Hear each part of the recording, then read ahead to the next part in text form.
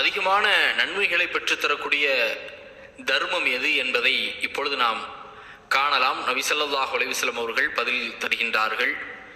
அதன் அடிப்படையிலே புகாரியிலே 1419வது ஹதீஸாக அபூ ஹுரைரா ரலியல்லாஹு அன்ஹு அவர்கள் கூறியதாவது, ஒரு மனிதர் நபி ஸல்லல்லாஹு அலைஹி வஸல்லம் அவர்களிடம் வந்து, அல்லாஹ்வினுடைய தூதரே, அதிக நன்மையுள்ள தர்மம் எது என்று கேட்டார். அதற்கு நபி ஸல்லல்லாஹு அலைஹி வஸல்லம் அவர்கள் பதில் சொன்னார்கள், நீங்கள் ஆரோக்கியம் உள்ளவராகவும் பொருள் தேவை உடையவராகவும் வறுமையை பயப்படுபவராகவும் செல்வத்தில் ஆசை உள்ளவராகவும் இருக்கும் நிலையில் தர்மம் செய்வதே அதிக நன்மையை பெற்றுத்தரக்கூடிய தர்மமாகும் என்று நபி ஸல்லல்லாஹு அலைஹி வஸல்லம் அவர்கள் கூறினார்கள். ஆக வறுமையை பயப்படுபவராக இருந்தால் நீங்கள் தர்மம் செய்யுங்கள் என்று சொல்லுகின்றார்கள். செல்வத்தில் ஆசை உள்ளவராக இருந்தால் தர்மம் செய்யுங்கள் என்று சொல்லுகின்றார்கள்.